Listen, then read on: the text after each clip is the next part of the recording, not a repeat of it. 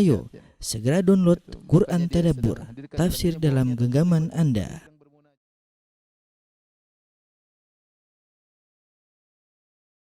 Bismillahirrahmanirrahim. Assalamualaikum warahmatullahi wabarakatuh.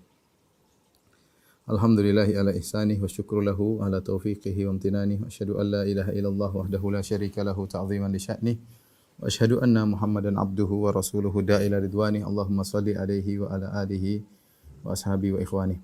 Para jamaah Masjid Al-Ikhlas Dukuh Bima Bekasi yang dirahmati Allah Subhanahu wa taala.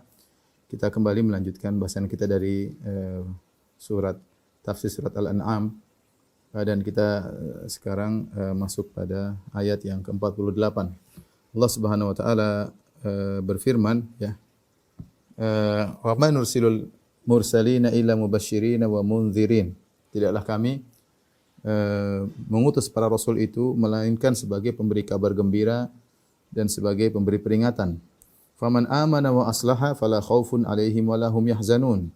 Barang siapa yang beriman dan berbuat perbaikan, fala khaufun alaihim wa lahum yahzanun, maka tidak ada rasa takut bagi mereka dan juga mereka tidak bersedih, ya. Sebaliknya, walladzina kadzdzabu biayatina yamassuhumul adzab bima kanu yafsukun.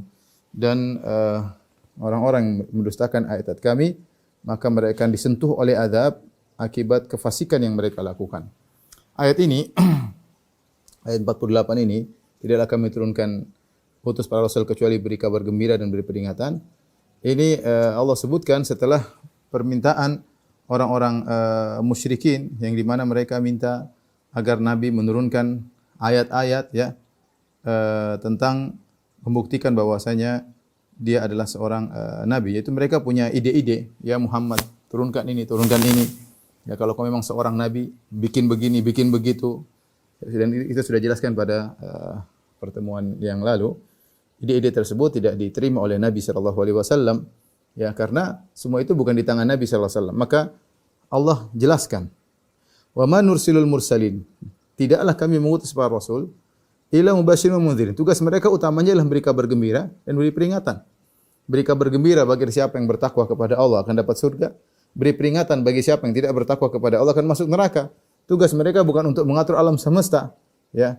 Tugas mereka bukan untuk menciptakan mukjizat-mukjizat, itu semua di luar kemampuan Nabi Muhammad sallallahu alaihi wasallam. Itu semua urusan Tuhan. Ya, itu semua urusan Tuhan. Tugas mereka intinya adalah memberi kabar gembira dan beri peringatan, dan nabi, para anbiya, mereka tidak punya sifat rububiyah sama sekali, enggak ada. Mereka hanyalah utusan, maka disebut dengan wa ma nursilul mursalin. Tidaklah kami mengutus para utusan. Ya.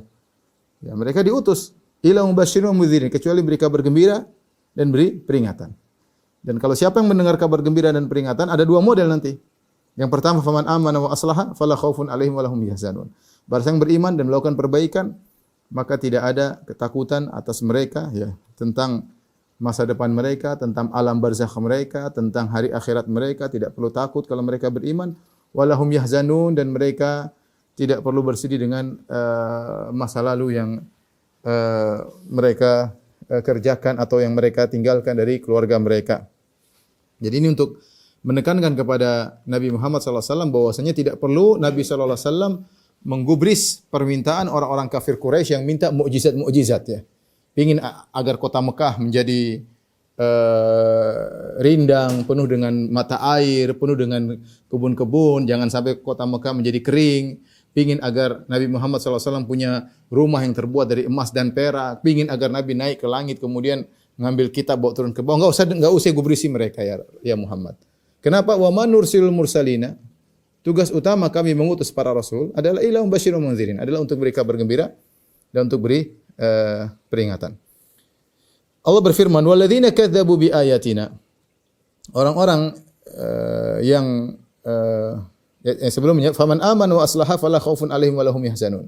Barang siapa yang beriman dan berbuat perbaikan, fala khaufun alaihim wa lahum yahzanun, maka mereka tidak perlu takut, ya, tidak ada ketakutan, kekhawatiran bagi mereka, dan tidak ada kesedihan, ya.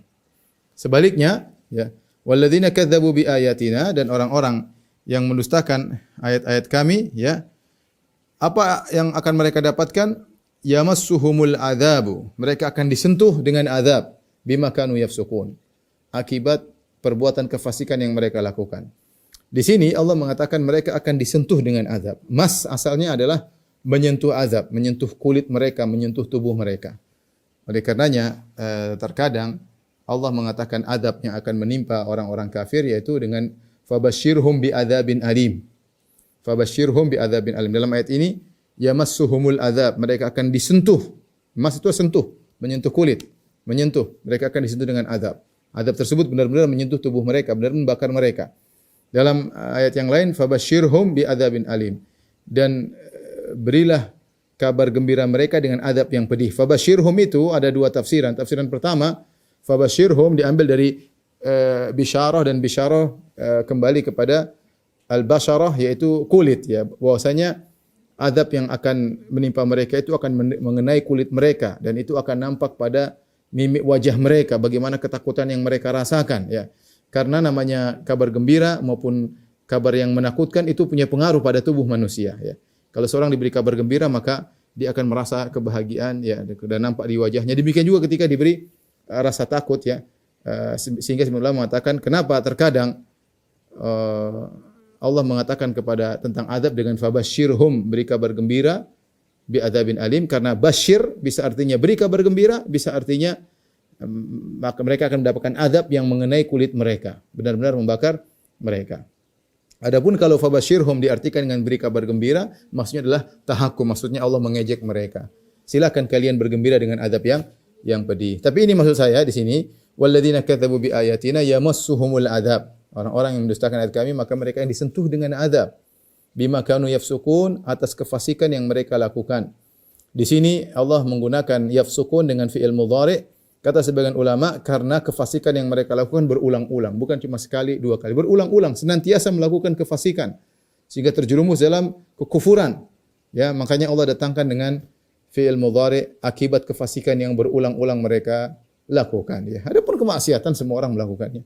Orang soleh juga terjerumus dalam kemaksiatan, tapi tidak berulang-ulang dan mereka bertobat kepada Allah Subhanahu wa taala. Ya. Kemudian setelah itu Allah perintahkan kepada Nabi, "Qul la aqulu lakum indi khazainullah." Katakanlah wahai Muhammad kepada mereka. Ini kepada orang-orang musyrikin yang minta tuntutan agar Nabi Muhammad menurunkan ayat-ayat yang menakjubkan, yang ajaib agar mereka mau beriman.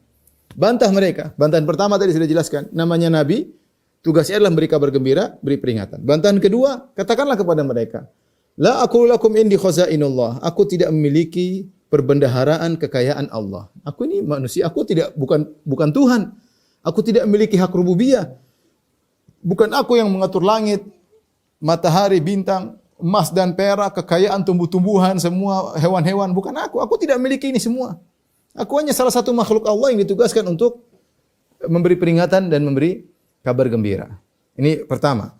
Qul la aqulu lakum indi khazainullah. Aku tidak memiliki perbendaharaan kekayaan Allah. Oleh karenanya sebenarnya Allah mengatakan barang siapa yang minta kepada Nabi rizki langsung, ya Muhammad berikan kami rizki, ya Muhammad berikanlah kami anak, ya Muhammad, syirik kepada Allah Subhanahu wa taala. Karena Nabi tidak memiliki apa-apa. Kalau minta tolong kepada Nabi untuk berdoa kepada Allah selama Nabi masih hidup, itu jelas dianjurkan minta agar Nabi mendoakan. Tapi minta langsung, ya Muhammad berikan rizki, berikan ini, tidak boleh. Karena Rasulullah tidak memiliki perbendaharaan kekayaan Allah. Ini yang pertama. Wala a'lamul ghaib. Yang kedua, sampaikan kepada mereka, aku tidak mengetahui yang gaib. Yang ketiga, wala aqulu lakum inni malak. Sampaikan kepada mereka, aku ini bukan malak, bukan malaikat. In attabi'u illa ma yuha ilayya. Aku ini hanya mengikuti apa yang diwahyukan kepadaku. Qul hal yastawil a'ma wal basir. Katakanlah, apakah sama antara yang buta dengan yang melihat? Afala tatafakkarun? Kenapa kalian tidak berfikir? Ya. Tapi ini bantahan, jadi di antaranya Rasulullah SAW disuruh untuk menyatakan 3 perkara. Ya. 3 perkara tersebut, katakan aku tidak menguasai perbendaharaan alam semesta, itu hanya milik Allah Subhanahu wa taala. Yang kedua, katakanlah aku tidak mengetahui ilmu gaib. Yang ketiga, katakanlah aku bukan malaikat. Adapun yang kedua, yang pertama jelas Nabi tidak memiliki apa-apa, Nabi hanyalah utusan. Nabi tidak mengatur langit, tidak mengatur gunung, tidak mengatur tumbuhan, tidak mengatur hewan, tidak mengatur nyawa manusia, tidak ada. Nabi tidak memiliki emas dan perak, Nabi tidak memiliki hal, tidak. Ini semua milik Allah. Aku hanyalah diutus Jadi jangan minta macam-macam ya. Karena mereka mengatakan la nu'mina laka hatta tafjura lana minal ardi yanbu'a. Kami tidak beriman sampai kau begini-begini wahai Muhammad. Au yakuna laka baitun min zukhrufin, atau kau punya rumah yang terbuat dari emas dan perak ya. Ya kalau aku Tuhannya aku bisa, aku bukan Tuhan. Aku tidak menguasai apapun. Ini semua milik Allah Subhanahu wa taala. Yang kedua, katakanlah la a'lamul ghaib. Aku tidak tahu ilmu gaib. Maksudnya Nabi tidak mengetahui ilmu gaib secara bersendirian, tahu dengan langsung secara ilmu gaib. Tidak ada yang tahu ilmu gaib secara langsung kecuali Allah Subhanahu wa taala. Ya, dan aku bukan berarti mengetahui ilmu gaib secara berkesinambungan. Nabi tahu ilmu gaib kalau dikasih tahu oleh Allah Subhanahu wa taala. Seperti dalam surat Al-Jin kata Allah, alimul ghaibi fala yudhiru ala ghaibihi ahada illa man irtada mir rasulin, ya. Sungguhnya Allah Subhanahu wa taala ya yang mengetahui ilmu gaib, dan Allah tidak menampakkan ilmu gaib tersebut kepada siapapun illa man irtada mir rasulin, ya. Kecuali yang Allah izinkan, yang Allah ridhai dari para rasul. Jadi terkadang Allah memberikan ilmu gaib kepada nabi, terkadang Allah beritahu ilmu gaib kepada malaikat ya. Cuma dua ini yang bisa diketahui ilmu gaib, nabi dan malaikat. Selain itu enggak ada yang tahu. Jin aja enggak tahu ilmu gaib. Jin yang kelihatannya sakti luar biasa, yang temannya setan enggak tahu ilmu gaib. Makanya ketika Nabi Sulaiman meninggal, mereka tidak tahu. Ya, padahal mereka mengaku tahu ilmu gaib. Ya, ketika Nabi Sulaiman jatuh, falamma kharra tabayyana al-jinnu an law kanu ya'lamuna al-ghaib ma labithu fil adzabil muhin. Ya. Ketika Nabi Sulaiman mengawasi jin-jin untuk bekerja, mereka takut karena kalau mereka melanggar Sulaiman akan membakar mereka dengan izin Allah Subhanahu wa taala. Suatu hari Sulaiman alaihissalam salat, kemudian dia meninggal dalam salatnya, tapi dia bertelekan di atas tongkatnya, ya. Sehingga mereka menyangka Nabi Sulaiman masih hidup. Sehingga mereka giat bekerja. Terus sampai lama, berbulan-bulan. Nabi Sulaiman terus begitu. Tiba-tiba tongkat Nabi Sulaiman dimakan rayap. Kemudian jatuhlah Sulaiman. Falamat kharra, tatkala Nabi Sulaiman jatuh, oh ternyata Sulaiman sudah mati. Selama ini kita tidak tahu. Allau kanu ya'lamunal ghaib. Seandainya jin-jin tersebut tahu ilmu gaib, karena anak buah Nabi Sulaiman ada yang jin-jin syaitan yang harus tunduk kepada Sulaiman karena takut kepada Sulaiman alaihissalam. Kalau mereka tahu ilmu gaib, mereka akan kabur, tidak mau kerja sama Sulaiman karena mereka tidak tahu Nabi Sulaiman sudah meninggal, mereka terus bekerja. Intinya apa? Jin aja tidak tahu ilmu gaib. Jangan kita bayangkan jin tahu masa depan, enggak mungkin, mustahil. Jin tidak tahu masa depan. Tidak tahu ada yang tahu masa depan kecuali Allah Subhanahu wa taala. Tidak ada yang tahu masa depan kecuali Allah Subhanahu wa taala. Jin tidak tahu, Nabi Muhammad tidak tahu, dan terlalu banyak dari Nabi tidak tahu masa depan. Ya, contohnya ketika Aisyah radhiyallahu anha dituduh sebagai telah berzina dalam haditsatul ifk, sampai sebulan penuh Nabi tidak tahu bagaimana yang sesungguhnya. Sampai Nabi tanya kepada Ali bagaimana tentang Aisyah. Nabi bertanya kepada pembantunya Barirah bagaimana dengan Aisyah. Nabi tanya, Nabi enggak ngerti. Setelah sebulan baru Allah turunkan ayat, baru Nabi tahu ternyata istrinya Aisyah tidak berzina. Ya, Nabi tidak bisa mengambil keputusan karena itu hal yang gaib. Ya, padahal bukan masa depan, masa lalu. Namun Nabi tidak hadir. Bagaimana tentang masa depan? Nabi tidak tahu.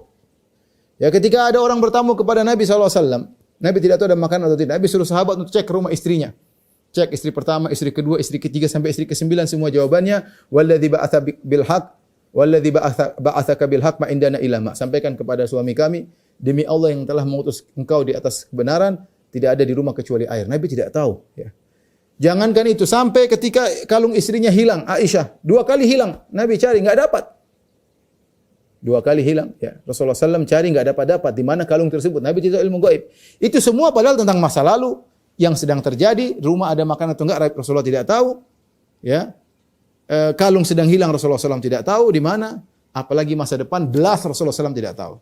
Makanya ketika ada budak wanita yang mengatakan wa fina nabiyyun ya'lamu ma fil ghad, di antara kami ada nabi yang mengetahui tentang apa terjadi besok, maka Nabi marah. Tidak boleh, Nabi tidak tahu tentang masa depan.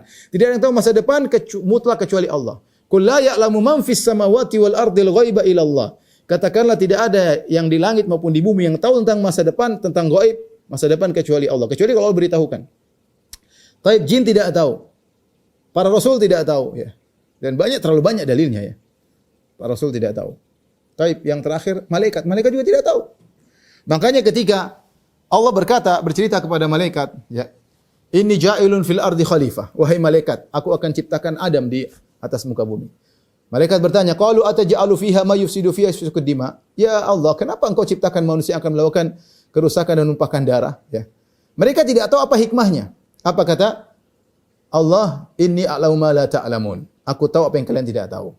Kemudian inni alam aqul lakum inni a'lamu ghaibas samawati wal ard. Aku tahu yang gaib di langit dan di bumi yang kalian tidak tahu, hai para malaikat. Ya. Jadi malaikat pun tidak tahu masa depan. Ketika malaikat disuruh nyata tentang takdir janin, malaikat tanya, zakarun an unsa. Dia mau catat, laki atau perempuan ya Allah? Allah bilang, laki misalnya, perempuan. Ajalnya berapa? Dia tidak tahu. Allah kasih tahu ya. Kalau Allah kasih tahu baru dia tahu. Maksud saya, tidak ada yang tahu ilmu gaib secara mutlak kecuali Allah Subhanahu wa taala. Tidak ada yang tahu masa depan kecuali Allah Subhanahu wa taala. Adapun malaikat atau nabi terkadang tahu kalau Allah kasih tahu. Kalau Allah kasih tahu. Jangankan malaikat, seorang yang soleh terkadang bermimpi. Dengan mimpi tersebut dia bisa menjadikan dalil tentang mungkin yang terjadi di masa depan. Karena Rasulullah SAW mengatakan, ar-ru'ya salihah juz'un min 46 juz'an minan nubuwah. Bahwasanya mimpi yang benar salah satu dari 46 tanda kenabian. Artinya seorang terkadang dengan mimpinya dia bisa meramal tentang masa depan. Kenapa? Allah kasih tahu lewat mimpi. Allah ingatkan seorang yang soleh, Allah kasih tahu lewat mimpi. Ya. Bukan berarti dia tahu ilmu gaib, dia tetap juga enggak tahu ilmu gaib. Kalau Allah tidak kasih tahu, dia tidak tahu ya. Tetapi tidak seperti Nabi langsung Allah kasih tahu secara jelas begini. Nah, seorang kalau tahu tentang tentang ilmu gaib lewat mimpi itu karena anugerah yang Allah berikan kepada Nabi yang berlanjut kepada umatnya. Makanya dikatakan salah satu dari tanda-tanda kenabian ya. Dari tanda kenabian yang masih tersisa. Jadi ikhwan dan akhwat yang dirahmati Allah Subhanahu wa taala, dari sini kita tahu betapa buruknya orang yang kemudian percaya dukun. Meyakini dukun tahu tentang masa depan, maka ini kekufuran. Jelas kata Nabi sallallahu alaihi wasallam, "Man atakahina arrafan fasaddaqa bima yaqul faqad kafara bima anzala Muhammad." Faqad kafara bima unzila ala Muhammad. Barang siapa yang datang kepada dukun membenarkan apa perkataan tentang masa depan, maka sungguh dia telah kafir kepada Al-Qur'an. Seakan-akan dukun tahu masa depan, seakan-akan menyaingi Allah. Nabi aja tidak tahu, jin aja tidak tahu, malaikat aja tidak tahu, kemudian dia tahu. Oh ya, enggak benar. Berarti dia menyaingi Allah Subhanahu wa taala. Maka orang yang meyakini dukun tahu masa depan, dia telah kafir. Dan mereka jelas kalau mereka tahu masa depan, maka dukun adalah orang paling terkaya di dunia. Kenapa? Setiap ada lomba judi dia pasti menang terus. Ternyata enggak, mereka miskin, makanya mereka masih buka praktek perdukunan. Ya. Kalau dukun itu tahu masa depan, mereka adalah orang-orang yang paling terkaya di dunia karena mereka tahu pilkada yang menang siapa, mereka tahu main bola yang menang siapa, mereka tahu kalau lagi tinju yang menang siapa, sehingga mereka kalau ikut judi menang selalu ya. Tapi mereka ternyata tidak demikian. Karena mereka memang tidak tahu masa depan, cuma omong kosong doang ya. Terkadang cuma dengar-dengar dari perkataan jin yang nyuri berita. Ya. Terkadang tepat, seringnya salah. Taib, yang ketiga, Nabi disuruh mengatakan, "Wala aqulu lakum inni malak." Katakanlah kepada mereka, aku ini bukan malaikat. Malaikat tidak makan, tidak minum, terbang sana sini. Aku bukan malaikat. Malaikat menyaksikan kehebatan Allah menciptakan berbagai hal. Aku tidak. Ya. Aku tidak. Maka jangan kau suruh aku seperti malaikat. Makanya kan mereka mengejek Nabi SAW, kata mereka, wa qalu ma li hadzal rasuli ya'kulu at-ta'ama wa yamshi fil aswaq. Ini Rasul macam apa? Kok makan makanan jalan di pasar? Ya, Nabi bukan malaikat. Jadi jangan kalian wahai kaum Quraisy kalau ingin beriman kasih syarat macam-macam. Seakan-akan mereka berkata, "Ya Muhammad, kalau kau ingin kami beriman, ada syarat yang harus kau penuhi. Pertama, kau harus punya rumah kaya terbuat dari emas dan perak. Kau rubah kota Mekah menjadi kebun yang rindang, sungai mengalir, mata air di mana-mana. Ya, di antaranya kau jangan makan, kau jangan berjalan di pasar sebagaimana manusia, kau harus malaikat. Dan kau kabarkan kepada kami tentang masa depan." Maka Allah suruh bantah semua. Qul subhana rabbi hal kuntu ila basyarar rasula, dalam surat Al-Isra. Katakanlah, Maha suci Rabbku, aku ini hanyalah manusia yang diutus oleh Allah Subhanahu wa taala. Dengan Nabi menyatakan tiga perkara ini, aku tidak menguasai perbendaharaan alam semesta, aku tidak tahu ilmu gaib, aku bukan malaikat, untuk menekankan aku ini hamba Allah, tidak punya rububiyah sama sekali. Jangan angkat aku di luar kemampuanku. Aku tidak pernah ngaku-ngaku bahwasanya aku tahu ilmu gaib sehingga kalian minta aku untuk membuktikan. Kecuali aku Muhammad pernah ngaku-ngaku, saya tahu gini, saya bisa begini, silakan kalian tuntut. Wong aku tidak pernah ngaku-ngaku demikian. maka sungguh kezaliman kalian menyuruh aku untuk mendatangkan itu semua sementara aku manusia. Dan aku tidak pernah ngaku bisa melakukan demikian semuanya. Mau beriman silakan, tidak beriman silakan. Ya. Ya. Jadi ini untuk menekankan bahwa Muhammad benar-benar seorang nabi, tidak punya rububiyah sama sekali, tidak punya sifat ketuhanan sama sekali. Ya. Taib. Jangankan sifat ketuhanan, sifat malaikat saja nabi tidak memiliki, ya. Kemudian Nabi menekankan in attabi'u illa ma yuha ilayya, dan aku ini hanya mengikuti apa yang diwahyukan kepadaku. Aku hanya menjalankan perintah, hanya rasul. Qul hal yastawil a'ma wal basir, ya. Apakah sama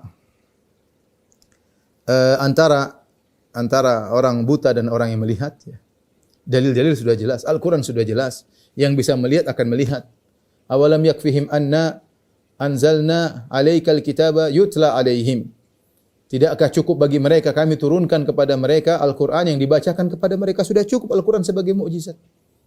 Kalian tidak beriman seperti orang buta. Jelas. Qul hal yastawil a'ma wal basir, apakah sama orang melihat orang buta? Kalian mikir dong. Afala tatafakkarun, kenapa kalian tidak berfikir? Ya. Apa yang kalian lakukan ini tidak logis. Kalian menyuruh aku untuk melakukan yang aneh-aneh. Aku ini manusia, utusan Tuhan. Ya, utusan Tuhan, dan aku tidak pernah menyuruh aku bisa demikian. Maka kenapa kalian tuntut aku? Afala tatafakkarun, tidak kalian berfikir? Taib. Kemudian firman Allah Subhanahu wa taala selanjutnya, wa anzir bihi alladhina yakhafuna ay yuhsyaru ila rabbihim. Dan berilah peringatan, ya, dengan apa yang diwahyukan kepadamu, yaitu dengan Al-Qur'an. Beri peringatan kepada siapa? Alladzina yakhafuna an yuhsyaru ila rabbihim. Orang-orang yang takut untuk dikumpulkan di padang mahsyar bertemu dengan Rabb mereka. Laisa lahum min dunihi waliyyun wala syafi'. Tidak ada bagi mereka pelindung dan tidak ada bagi mereka pemberi syafaat. La'allahum yattaqun, agar mereka bertakwa, ya. Di sini Allah menyuruh Nabi untuk beri peringatan dengan Al-Qur'an. Dan sebenarnya Allah mengatakan pemberi peringatan terbaik adalah Al-Quran. Bukan cerita-cerita, bukan dongeng-dongeng, bukan kisah-kisah. Ya. Sebagian orang tidak bisa terenyuh kecuali dengan mendengar kisah-kisah. Ada kisah begini, kisah begitu. Tidak. Al-Quran itu pemberi peringatan yang terbaik. Orang menjadi hancur, luluh hatinya dengan Al-Quran. Lau anzalna hadzal Qur'ana ala jabalin la ra'aitahu khashi'an mutasaddian min khasyatillah. Kalau Quran kami turun kepada gunung, gunung kan hancur. Hati sekeras apapun, kalau dikasih Al-Quran dia akan luluh. Adapun cerita menyedihkan, menangis sesaat. Betapa banyak orang cuma sesaat. Nanti ikut apa namanya, pelatihan. Ikut pelatihan, nangis. Mungkin sadar seminggu, setelah itu rusak lagi. Dan sering terjadi demikian. Tidak ada yang lebih membuat orang bertakwa seperti Al-Quran. Lihatlah bagaimana para salaf, ketakwaan mereka luar biasa. Bagaimana para tabi'in dengan Al-Quran, bukan dengan cerita-cerita. Nah, sebagian orang kalau mau kasih Al-Quran kayaknya orang cuek aja, nggak dengar. Makanya bikin ide baru, bikin cerita sini, bikin cerita sana, bikin ketawa sini, bikin ketawa sana. Ya akhi, yang paling terbaik adalah Al-Quran. Allah nyuruh, wa anzir bihi. Jadikanlah Al-Quran sebagai peringatan. Berilah peringatan kepada mereka dengan Al-Quran. Alladzina yakhafuna ayyuhsyaru ila rabbihim. Yaitu siapa yang bisa mengambil faedah dari Al-Quran peringatan? Yaitu orang-orang yang takut untuk dikumpulkan kepada Rabb mereka. Ini sifat-sifat orang-orang yang bertakwa. Mereka takut, ada ketakutan dengan hari kiamat. Makanya ketika mereka takut dengan hari kiamat, mereka pada hari kiamat akan dihilangkan rasa takut. Al-jaza' min jinsil amal, balasan dengan perbuatan. Mereka takut hari tersebut, maka mereka diamankan pada hari tersebut. Sebaliknya yang tidak takut, mereka akan sengsara. Makanya di antara ciri-ciri orang yang masuk surga, mereka berkata, inna kunna qablu fi ahlina musyfiqin. Kami dahulu di tengah-tengah keluarga kami bersama istri anak, musyfikin, kami takut. Lihat bagaimana orang beriman. Mereka ketemu istri ketawa ketiwi. Bukan lagi di masjid, mereka mengatakan, inna kunna qablu fi ahlina musyfikin. Kami dahulu waktu di dunia, kan ditanya kenapa kalian masuk surga? Mereka cerita, kami dulu waktu di dunia bersama keluarga kami dalam kondisi takut. Famannallahu alaina, maka Allah berikan anugerah kepada kami di akhirat. Wa waqana adzabas samum, maka Allah jauhkan kami dari azab yang pedih. Jadi mereka bayangkan, bahkan di tengah-tengah keluarga masih ada rasa takut tentang hari kiamat. Takut dengan akhirat, takut dihisab, takut dikumpulkan oleh Allah Subhanahu wa taala, dimintai pertanggungjawaban.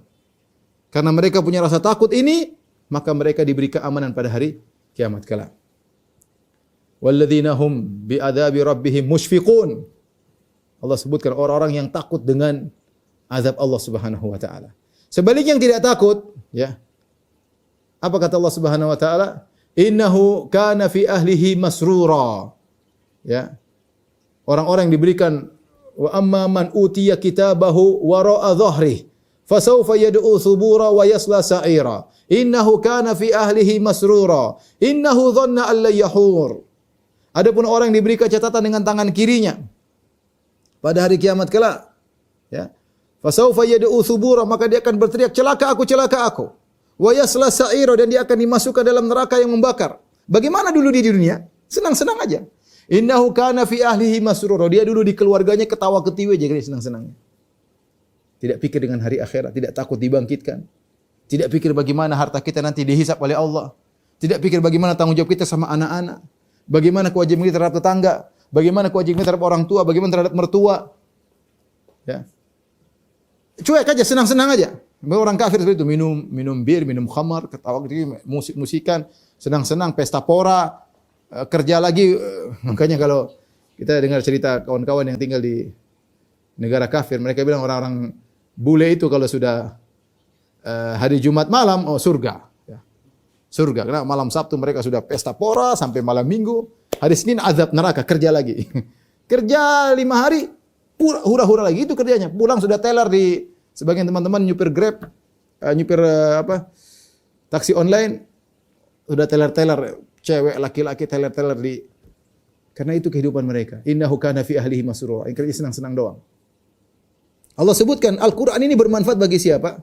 Bagi orang yang yakhafuna an yuhsyaru ila rabbihim. Bagi orang-orang yang takut dikumpulkan kepada Rabb mereka. Mereka mikir akhirat terus. Yang bermanfaat. Bagi mereka Al-Quran orang seperti ini. Ya.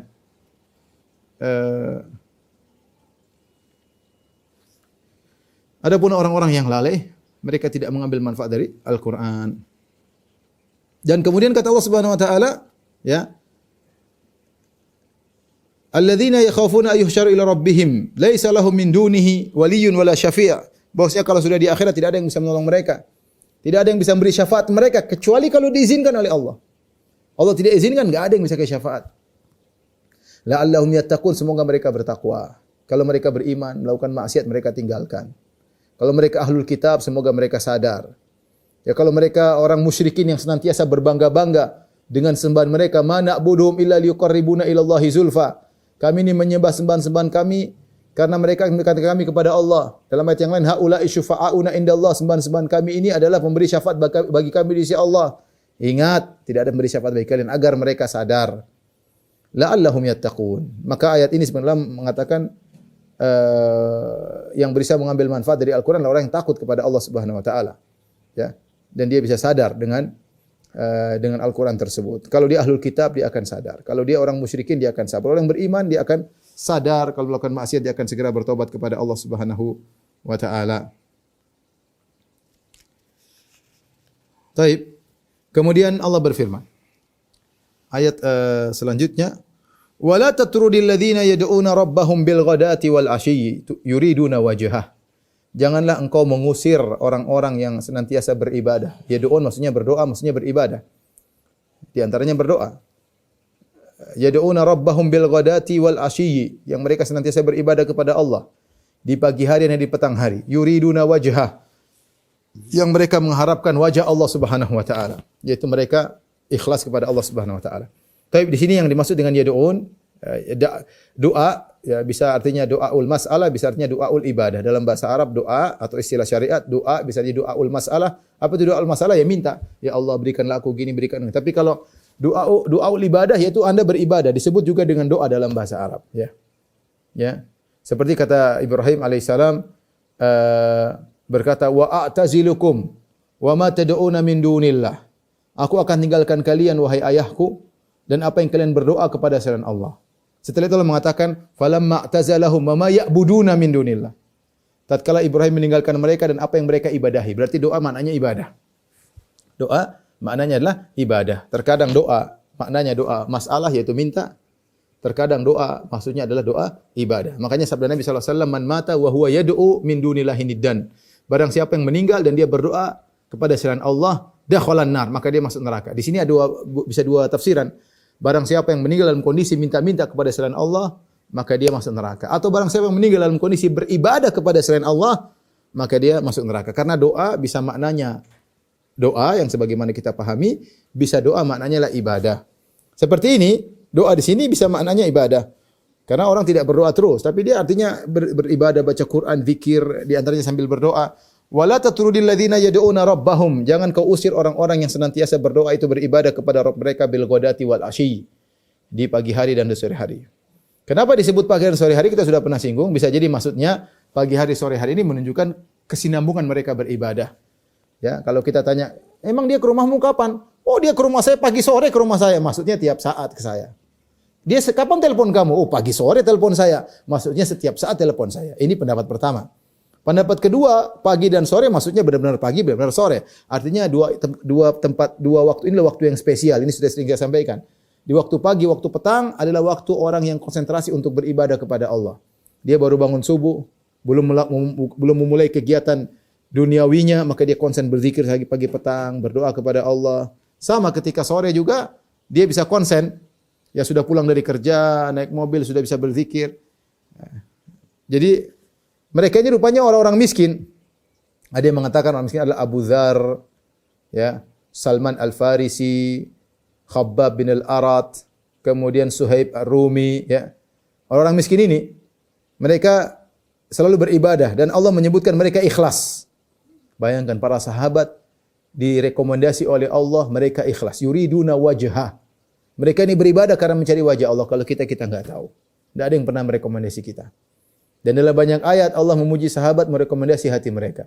Seperti orang-orang muhajirin, lil fuqara'il muhajirin alladzina ukhriju min diyarihim wa amwalihim yabtaguna fadlan minallahi wa ridwana.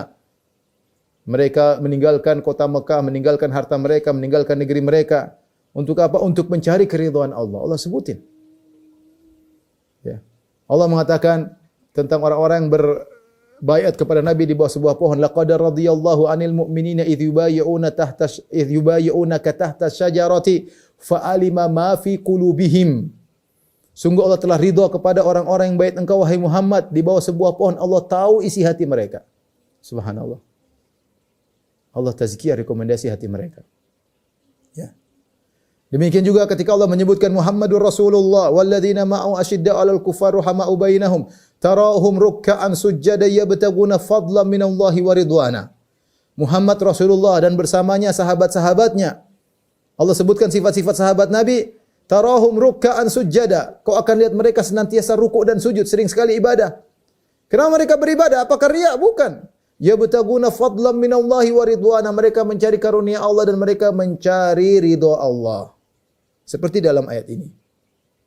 Jangan kau usir mereka wahai Muhammad. Sahabat-sahabatmu yang miskin. Yaitu di antaranya tadi Salman Al-Farisi, Abu Dzar Al-Ghifari, di antaranya Suhaib Ar-Rumi, di antaranya Khabbab bin Al-Arat, di antaranya Bilal bin Rabah, miskin-miskin. Kenapa? Yad'una rabbahum bil ghadati wal asyi. Mereka senantiasa beribadah kepada Allah pagi hari dan sore hari. Kenapa mereka beribadah? Yuriduna wajhah. Mereka mencari wajah Allah. Ingin bisa melihat wajah Allah, ingin bertemu dengan Allah. Ikhlas. Bukan mencari wajah-wajah manusia. Bukan mencari muka-muka manusia. Bukan mencari sanjungan manusia. Allah tazkiyah hati mereka. Ya ikhwan, luar biasa para sahabat. Kita ini siapa yang mentazkiyah kita? Kelihatannya saja ikhlas. Tidak tahu dalam hati berbagai macam hal dalam hati yang melintas di hati kita. Mau ujub, mau riya, mau pamer, mau sombong, mau dikatain, mau diakui, ya Allah. Nastaghfirullah, kita mohon ampun kepada Allah Subhanahu wa taala, ya. Yuriduna wajhah, mereka mengharap wajah Allah Subhanahu wa taala, mereka ikhlas. Ya. Ayat ini bagaimana? Ayat ini turun ketika ada sebagian pembesar-pembesar Quraisy kasih ide sama Nabi sallallahu alaihi wasallam. Mereka bilang, "Wahai Muhammad, kalau kau ingin kami beriman, itu orang-orang miskin usir dong."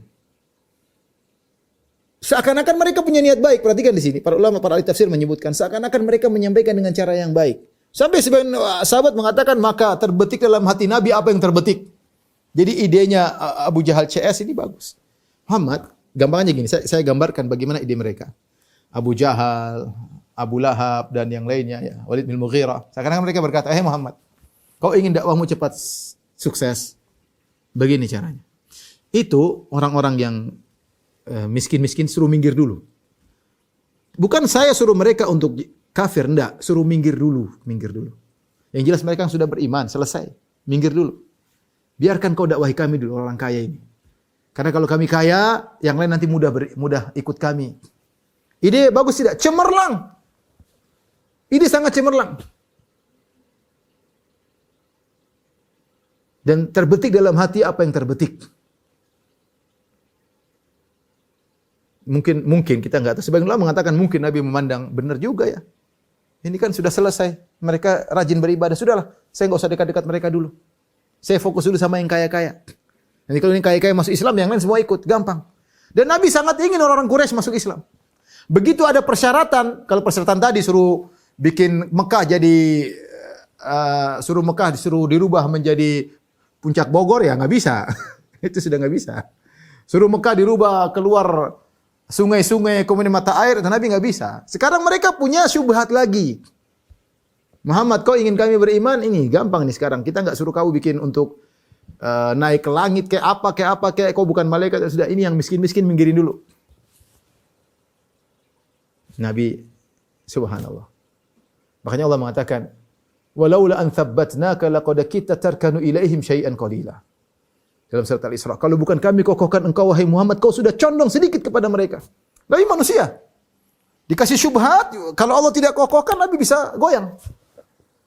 Walaula an thabbatna, kalau bukan kami kokohkan hatimu wahai Muhammad, laqad kitta tarkanu ilaihim syai'an qalila. Hampir-hampir kau condong kepada mereka. Idzal la'adzaqnaka dhifal hayati wa dhifal mamat. Intinya Allah turunkan ayat menegur Nabi atau memperingatkan Nabi, bukan menegur, mungkin peringatkan Nabi. Nabi belum praktekkan. Allah mengatakan wala tatrudil ladzina yad'una rabbahum. Jangan kau usir mereka wahai Muhammad. Yang berdoa beribadah kepada Rabbmu pagi dan sore. Jangan kau usir mereka. Itu orang kafir, biarin aja. Mau kafir urusan mereka. Bukan urusan mereka. Ya. Lasta alaihim bimusaitir. Kau tidak menguasai iman mereka. Kan sudah dibilang tadi, wahai Muhammad, engkau hanyalah seorang utusan. Kau tidak menguasai perbendaharaan langit, bumi. Kau tidak tahu ilmu gaib, kau bukan malaikat. Kau hanya pemberi kabar gembira dan peringatan. Urusan rububiyah, seorang dapat hidayah, bukan urusanmu. Bukan urusan Nabi SAW. Nabi benar-benar manusia, hanya utusan. Benar-benar segala yang bersifat rububiyah tidak ada di tangan Nabi SAW. Akhirnya Nabi tidak jadi mengusir, tidak mengikuti ide-idenya orang-orang kafir-kafir Quraisy tersebut. Dalam surat Al-Kahfi Allah mengatakan, "Wasbir nafsaka ma'al ladzina yad'una rabbahum bil ghadati wal 'ashyi yuriduna wajhah wa la ta'du aynaka anhum turidu zinatal hayatid dunya wa la tuti' man aghfalna qalbahu an dzikrina wattaba hawahu wa kana amruhu furata." Mirip seperti ayat ini. Kata Allah, sabarkanlah dirimu bersama mereka. Sudah, justru kau harus dekat sama mereka Muhammad. Jangan pedulikan mereka. Wahai Rasulullah, sabarkanlah dirimu bersama orang miskin tersebut. Ya, yang telah beribadah kepada Allah pagi dan petang karena ikhlas kepada Allah Subhanahu wa taala. Ya. Jangan kau jauh lompati pandanganmu kepada orang-orang kaya, turidu zinatal hayatid karena mencari kekayaan dunia. Tinggalin mereka orang kaya, biarin aja. Ya. Allah tegur. Dan kita tahu bahwasanya pengikut para nabi banyak yang miskin. Dari zaman dahulu, makanya ketika Abu Sufyan ditanya oleh Heraklius, ketika Heraklius tanya tentang sifat-sifat Nabi, Heraklius bertanya, "Adu'afa'u qaumihi taba'uhu am asyrafuhum?" Apakah yang mengikuti Muhammad orang-orang miskin atau orang kaya?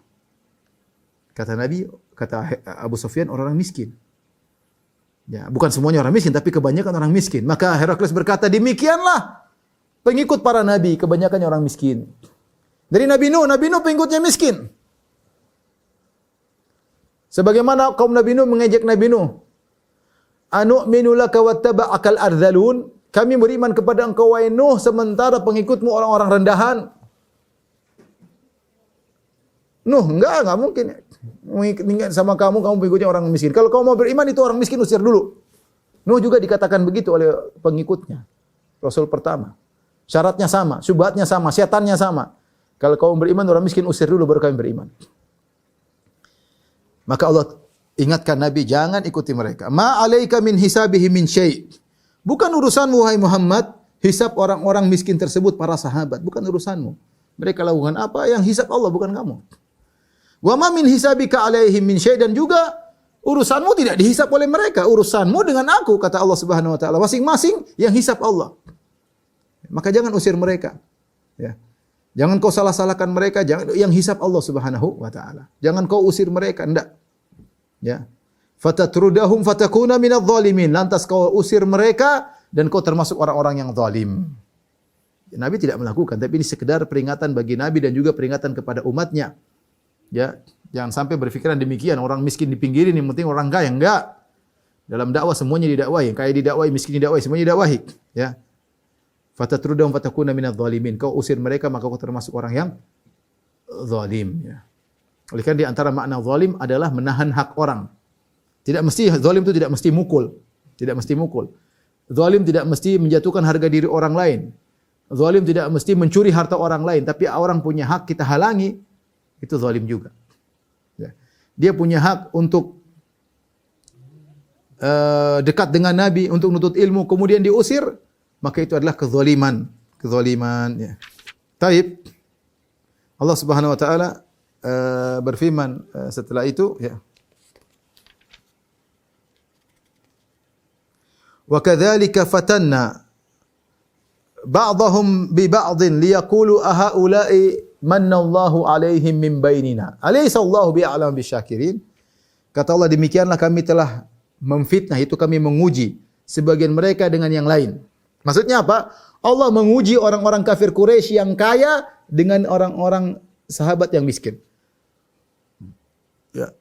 Harusnya apa? Kalau mereka benar-benar mencari kebenaran, ya mereka beriman meskipun sama dengan orang miskin. Beriman. Mereka ini masalahnya tidak mau beriman, di antaranya mereka tidak mau sederajat dengan orang miskin.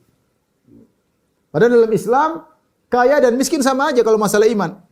Kaya tidak mempengaruhi, miskin tidak mempengaruhi. Derajatnya sama. Yang jadi patokan Allah adalah inna akramakum indallahi atqakum. Yang paling mulia Allah yang paling bertakwa. Nah, orang kaya ini enggak mau gengsi. Nah, kalau kita aduh ini orang miskin ini ganggu ya. Mereka diusir aja. Kita eksklusif orang kaya. Islam ini orang kaya. Kata Allah, wa kadzalika fatanna ba'dahum bi ba'dhin. Demikianlah kami telah memfitnah, menguji yang kaya dengan yang miskin. Sama, yang miskin diuji dengan yang kaya. Yang kaya diuji dengan yang miskin. Di ayat ini umum, tapi di antara sebabnya adalah ini, orang-orang kafir Quraisy, pembesar-pembesar Quraisy diuji dengan sahabat-sahabat yang miskin sehingga mereka mengatakan, kayu enggak beriman kecuali miskin-miskin terus, orang miskin diusir dulu. Artinya kalau mereka benar-benar mencari kebenaran, harusnya mereka tidak pedulikan. Ya, meskipun mereka akhirnya kedudukannya sama di sisi Allah dengan orang miskin. Tapi ketika mereka tidak tulus, ya mereka tadi enggak mau beriman kecuali orang miskin diusir. Wa kadzalika fatanna ba'dahum bi ba'dhin liyaqulu. Lam di sini bukan lamu ta'lil. Ada dua pendapat, tapi yang benar lam di sini bukan lamu ta'lil, li adalah lamus sayrur atau lamul aqibah. Seperti lamul aqibah itu seperti firman Allah Subhanahu wa taala, faltaqatahu alu fir'auna liyakuna lahum aduwan wa hazana, dalam surat Al-Qasas. Faltaqatahu, yaitu Musa alaihissalam ketika dilepaskan di Sungai Nil, faltaqatahu, maka diambil oleh keluarga Fir'aun, istrinya Fir'aun. Liyakuna lahum aduwan wa hazana. Bukan artinya agar Musa menjadi musuh mereka, enggak. Namanya lamu ta'lil itu artinya agar, bukan. Tapi lam di sini maksudnya adalah lamu sayrur atau lam al-aqibah, akhirnya, maksudnya akhirnya. Demikianlah kalau kita artikan secara bahasa Indonesia, demikianlah akhirnya maka si kecil Musa dipungut oleh istrinya Fir'aun yang akhirnya Musa menjadi musuh bagi mereka keluarga Fir'aun. Jadi la di situ li bukan artinya untuk, bukan ya. Bukan ta'lil sebab untuk, enggak. Agar bukan, tapi akhirnya jadi begini. Sama seperti ini. Wa kadzalika fatanna ba'dahum bi ba'dhin. Demikianlah kami menguji sebagian dengan sebagian yang lain. Liyaqulu, bukan Allah mengatakan agar mereka berkata, bukan. Yang sehingga akibatnya mereka berkata, ahaulai manallahu alaihi min bainina. Akhirnya mereka sombong dengan mengejek, apakah orang-orang miskin tersebut Allah kasih hidayah, kita tidak? Apakah mereka diberi kenikmatan iman, kita tidak? Masa mereka yang dikasih iman, kita tidak? Mereka siapa? Kita ini nasabnya tinggi. Sehingga logika mereka mengatakan, seandainya Allah memilih, kamilah yang dipilih, bukan mereka. Kalau Allah memilih dapat hidayah, kami harus dipilih karena kami ini nasabnya tinggi. Mereka siapa? Makanya mereka ngejek. Ya. Liyaqulu ahaula'i manallahu 'alaihim min bainina. Apakah mereka orang-orang miskin itu Allah berikan karunia sementara kami tidak? Apa jawaban Allah Subhanahu wa taala? Alaisallahu bi'alama bisyakirin. Bukankah Allah lebih tahu mana yang pandai bersyukur? Artinya Allah mengatakan, kami tahu itu orang-orang miskin pandai bersyukur, tidak seperti kalian. Mereka miskin tapi mereka pandai bersyukur. Mereka miskin maka mereka beribadah kepada Allah. Kalian malah diberi harta kekayaan malah sombong. Itu mereka enggak punya harta, mereka bersyukur kepada Allah Subhanahu wa taala. Mereka berhak dapat iman. Mereka berhak dikuatkan imannya oleh Allah Subhanahu wa taala. Kalian tidak berhak. Kalian tidak berhak. Selanjutnya Allah berfirman, "Wa idza ja'akal ladzina yu'minuna bi ayatina faqul salamun alaikum." Bahkan sebaliknya, Allah suruh Nabi memuliakan para sahabat yang miskin-miskin tersebut. Wa idza ja'aka alladziina yu'minuna bi ayatina, jika datang kepada engkau orang yang beriman kepada ayat-ayat kami, faqul salamun alaikum, kau ucapkan dulu, assalamualaikum. Nabi disuruh memuliakan mereka. Memuliakan orang miskin yang beriman dari kalangan para sahabat. Ya. Orang kaya sombong-sombong tinggalin aja. Muliakan orang miskin yang beriman kepada ayat kami. Ini semakin menguatkan ikhwan. Kita ini manusia menjadikan barometer pemuliaan kepada orang lain dengan harta. Ini kita tidak bisa pungkiri. Orang itu kalau rumahnya mewah, jabatannya tinggi, sudahlah, mobilnya mewah, jamnya branded ya, kemudian semuanya branded ya, maka mau tidak mau kita menghormati. Dan itu wajar, manusia rata-rata demikian. Tapi Allah punya barometer tersendiri. Inna akramakum indallahi atqakum. Yang paling mulia di sisi Allah yang paling bertakwa. Maka Allah menyuruh Nabi itu. Bukan cuma jangan usir mereka. Wala tatrudil ladzina yad'una rabbahum. Jangan usir mereka Muhammad. Bukan cuma itu. Allah jelaskan mereka ini pandai bersyukur. Miskin tapi pandai bersyukur. Alaihissallahu bi'alam bisyakirin. Allah lebih tahu mana yang pandai bersyukur. Setelah itu Allah juga suruh, wa idza ja'aka alladziina yu'minuna bi ayatina faqul salamun alaikum. Kalau datang orang beriman, muliakan mereka Muhammad, katakanlah salamun alaikum. Assalamualaikum. Nabi suruh mengucapkan salam kepada mereka. Kataba rabbukum ala nafsihi rahmah. Allah telah mencatat, mewajibkan atas dirinya rahmat. Allah mewajibkan dirinya untuk rahmat. Tidak ada yang mewajibkan kepada Allah, tapi Allah mewajibkan dirinya sendiri. Ya, seperti Allah mewajibkan dirinya adil untuk tidak berbuat zalim. Ya. Kata Allah dalam hadis qudsi, ya ibadi inni haramtu dzulma ala nafsi faja'altuhu muharraman bainakum fala tadzalamu. Wahai hamba-hambaku, sungguhnya aku mengharamkan kezaliman atas diriku. Ya, bukannya Allah tidak bisa menyiksa orang tanpa dosa, bisa, tapi itu tidak pantas bagi Allah, tidak pantas bagi hikmah Allah. Tapi kalau bisa Allah mampu. Tapi Allah haramkan dirinya. Ini haramtu dzulma ala nafsi, aku mengharamkan kezaliman atas diriku. Wa ja'altuhu muharraman bainakum, aku jadikan kezaliman haram di antara kalian, fala tadzalamu, maka jangan kalian saling berbuat zalim. Sama, Allah mewajibkan dirinya untuk berbuat rahmat. Di antara rahmat Allah, Allah mengatakan, annahu man amila minkum su'an bijahalatin thumma taba min ba'dihi wa aslah fa annahu ghafurur rahim. Di antara rahmat Allah, sungguhnya barang siapa yang melakukan keburukan di antara kalian orang beriman, bijahalah, dengan kejahilan. Apa maksudnya berbuat dosa dengan kejahilan? Bukan dia tidak tahu, bukan. Tapi semua orang melakukan dosa itu orang jahil. Jadi bijahalah ini bukan qaid, tapi dia al-wasful lazim kalau dalam istilah tafsir. Al-wasful lazim yaitu sifat yang melazimi orang melakukan maksiat. Orang melakukan maksiat pasti zalim. Pasti zalim. Pasti jahil, mohon maaf. Orang melakukan maksiat pasti jahil. Karena sebagian orang salah baca ayat ini, kan kalau kita terjemahkan secara letter leg, Tuhanmu telah menetapkan atas dirinya kasih sayang, yaitu bahwasanya barang siapa yang berbuat kejahatan di antara kamu lantaran kejahilan, seakan-akan kalau berbuat dosa lantaran ini maksudnya dosa berbuat lantaran kejahilan baru dimaafkan. Kalau tahu tidak dimaafkan. Ya, padahal kalau orang berbuat dosa lantaran kejahilan ya tidak berdosa, dia nggak ngerti. Jadi ayat ini kalau terjemahan tekstualnya salah ini. Coba saya bacakan terjemahan tekstualnya, ini nggak tahu terjemahan mana ya. Tuhanmu telah menetapkan atas dirinya kasih sayang. Barang siapa yang berbuat kejahatan di antara kamu lantaran kejahilan kemudian dia bertobat. Jadi yang hanya diampuni oleh Allah kalau berbuat dosa karena tidak tahu, karena kejahilan. Padahal itu tafsirnya bukan begitu. Ya. Kalau justru orang yang melakukan kemaksiatan karena kejahilan tidak berdosa, tidak ngerti, dia udzur bil jahal, dia tidak ngerti. Tapi maksudnya di sini bi jahal ada al-wasful lazim, barang siapa yang melakukan maksiat dia pasti jahil.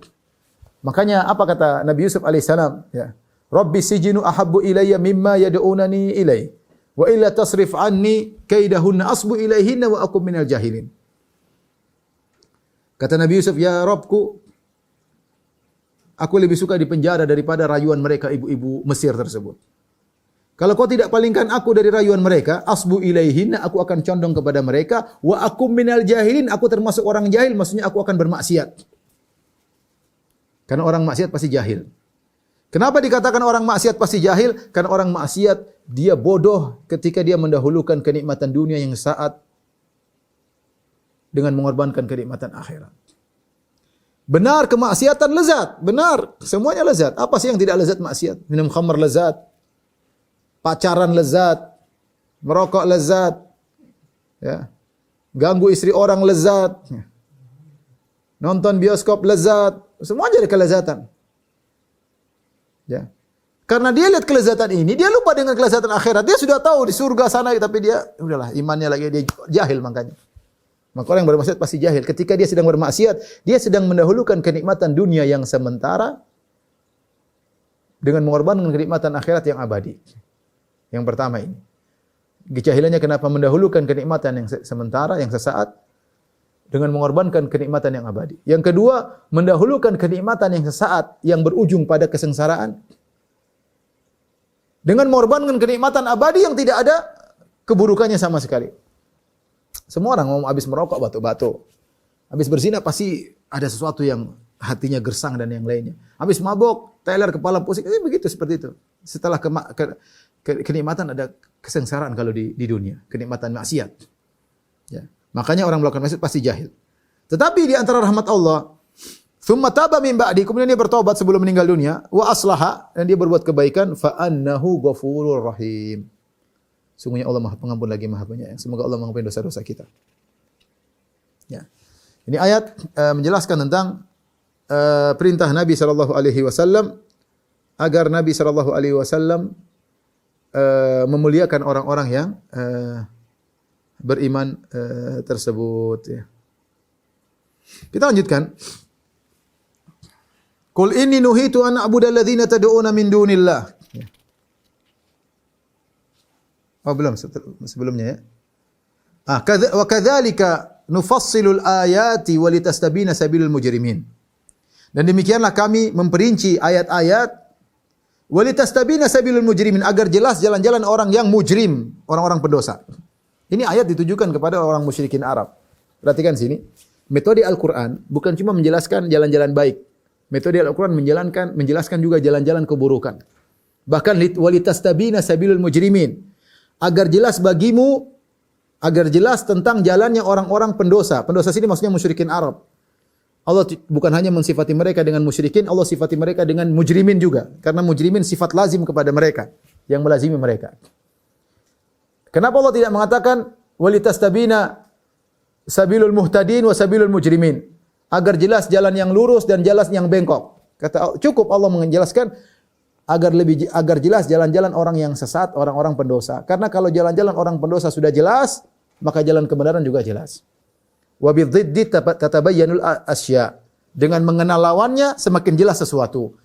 Ketika kita mengenal syirik dengan jelas, dengan detail, kita akan tahu tauhid yang benar. Allah jelaskan, ingat wahai Muhammad, ini di antara jalannya orang musyrikin berbahaya. Mereka bermanis-manis punya ide yang cemerlang tapi berbahaya. Tadi idenya apa? Tadi yang sudah sampaikan.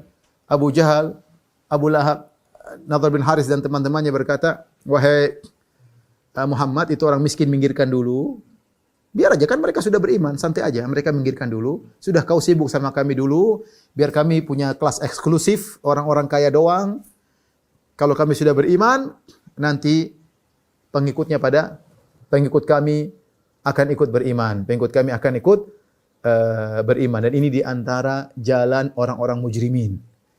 Halus, tapi Allah jelaskan kepada Nabi sallallahu alaihi wasallam agar jelas jalan orang-orang yang menyimpang. Dan ini di antara metode Al-Qur'an menjelaskan jalan-jalan yang benar dan menjelaskan jalan-jalan yang menyimpang.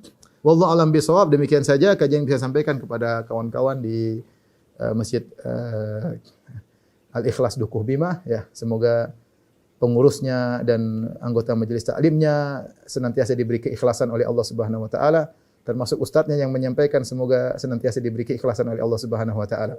Wabillahi taufik wal hidayah. Assalamualaikum warahmatullahi wabarakatuh.